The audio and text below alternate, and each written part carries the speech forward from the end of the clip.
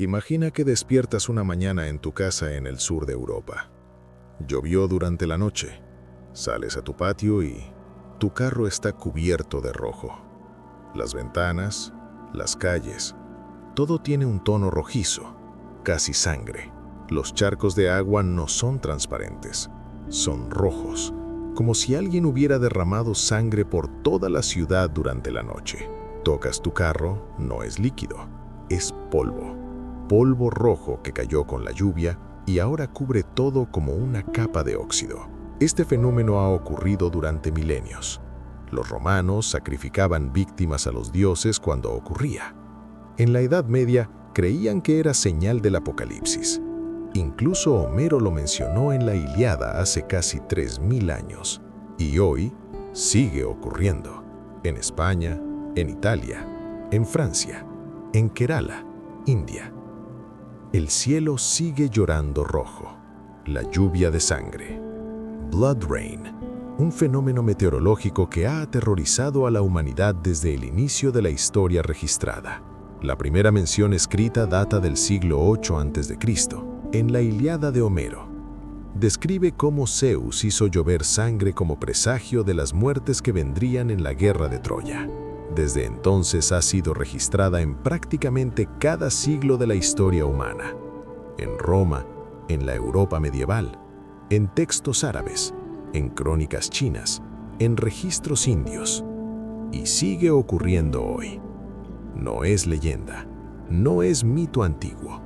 Es un fenómeno real que puedes presenciar con tus propios ojos. Los lugares más afectados son el sur de Europa, España, Portugal, Italia, sur de Francia, pero también ocurre en el norte de África, Medio Oriente y ocasionalmente en lugares tan lejanos como el Reino Unido. Y en 2001, algo extraordinario ocurrió en Kerala, India. Una lluvia de sangre tan intensa, tan roja, tan persistente durante 2 meses, que los científicos de todo el mundo voltearon a mirar, porque esa lluvia no era polvo del Sahara. Era algo vivo.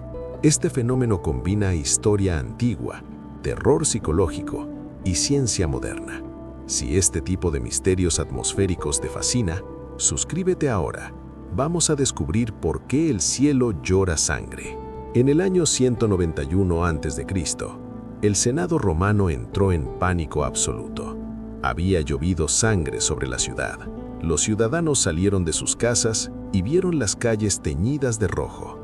El agua de las fuentes era rojiza, los techos, los muros, todo cubierto de un residuo que parecía sangre seca. El terror fue tan grande que los sacerdotes decidieron que era necesario apaciguar a los dioses y ordenaron sacrificios humanos. Víctimas adultas fueron ofrecidas a los dioses que parecieran apropiados, porque para los romanos, esta lluvia solo podía significar una cosa: la ira divina. En 1348 en Alemania, una lluvia de sangre precedió la llegada de la peste negra. Las crónicas de la época describieron cómo el cielo lloraba sangre como advertencia de la catástrofe que vendría.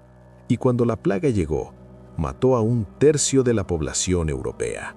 El historiador inglés William of Newburgh documentó múltiples lluvias de sangre en el siglo XII. Escribió que la gente las interpretaba como señales de ira divina o calamidad inminente. Durante el Renacimiento, la lluvia de sangre se convirtió en un tema central de la literatura religiosa. Libros enteros fueron escritos usando este fenómeno como ejemplo del poder de Dios y como advertencia contra la inmoralidad. En Alemania, especialmente entre protestantes, obras que describían lluvias de sangre y otros prodigios se volvieron extraordinariamente populares. Cada gota roja era vista como una lágrima de los cielos, cada charco teñido como sangre derramada por los pecados humanos. Pero en el siglo XVII, algo comenzó a cambiar. Para entender la causa más común de la lluvia de sangre, necesitas mirar al desierto más grande del mundo caliente, el Sahara, 9 millones de kilómetros cuadrados. Y cuando el viento sopla fuerte, millones de toneladas de polvo son levantadas hasta 6 kilómetros de altura en la atmósfera. Este polvo es especial. Está compuesto principalmente de óxido de hierro, el mismo compuesto que da al óxido su color rojo característico. Y entonces, sistemas de viento como el calima o el siroco toman este polvo y lo transportan. Cruza el Mediterráneo, alcanza España, Italia, Francia, incluso llega hasta el Reino Unido, a más de 3.000 kilómetros de distancia. Y cuando una tormenta se encuentra con esta pluma de polvo en las alturas, las partículas de polvo actúan como núcleos de condensación. El agua se adhiere a ellas.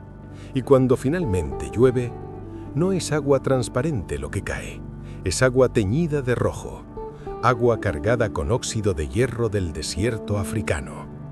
Y cuando el agua se evapora, el polvo permanece, cubriendo todo con una capa rojiza que parece sangre seca. Es fascinante, ¿verdad?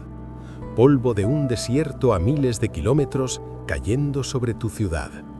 ¿Has experimentado alguna vez lluvia de sangre? Déjalo en los comentarios. Y si este fenómeno te está asombrando, dale like. En el sur de Europa, especialmente España e Italia, esto ocurre varias veces al año, principalmente en primavera y verano, cuando los patrones de viento favorecen el transporte de polvo a larga distancia. Los satélites pueden rastrear estas nubes de polvo. Se ven desde el espacio, como gigantescas plumas marrones cruzando el Atlántico y el Mediterráneo. La NASA y servicios meteorológicos como el Met Office del Reino Unido han estudiado este fenómeno extensamente. Y su conclusión es clara.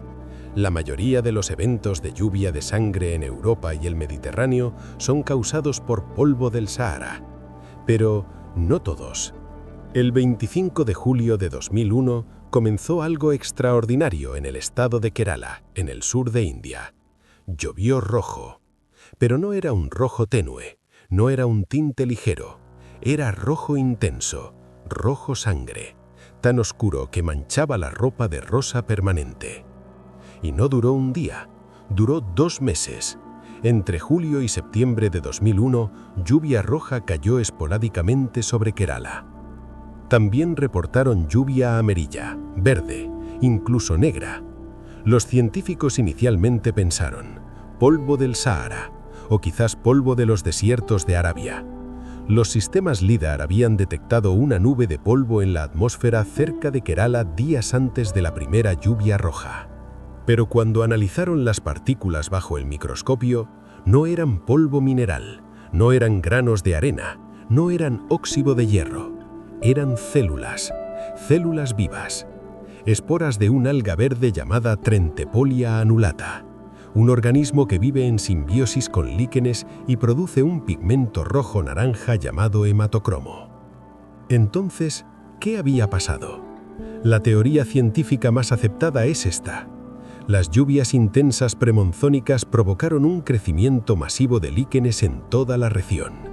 Estos líquenes liberaron cantidades enormes de esporas. Vientos fuertes y corrientes ascendentes levantaron estas esporas a alta altura en la atmósfera. Fueron integradas en las nubes de lluvia. Y cuando llovió, llovieron esporas. Millones, miles de millones de esporas rojas. En 2012, científicos de la Universidad de Glamorgan confirmaron que las células contenían ADN. Eran definitivamente biológicas, terrestres, vivas.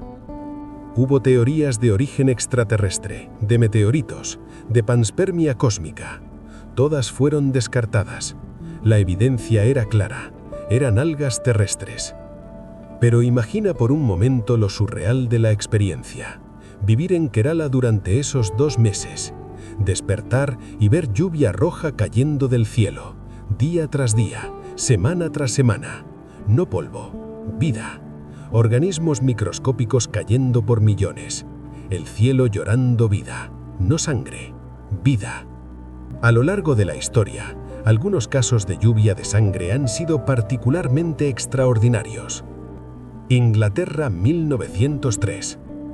Polvo del Sahara fue transportado hasta Inglaterra y cayó con la lluvia en febrero. Los británicos, acostumbrados a lluvia gris, quedaron asombrados al ver sus calles teñidas de rojo.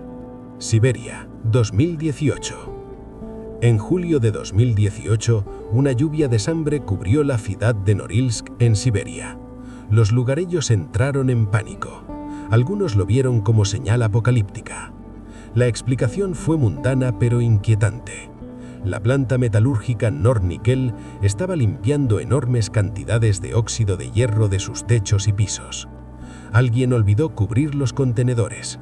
Una ráfaga de viento y lluvia de óxido cubrió la ciudad. Lluvia de sangre industrial, causada por negligencia humana. España, años recientes.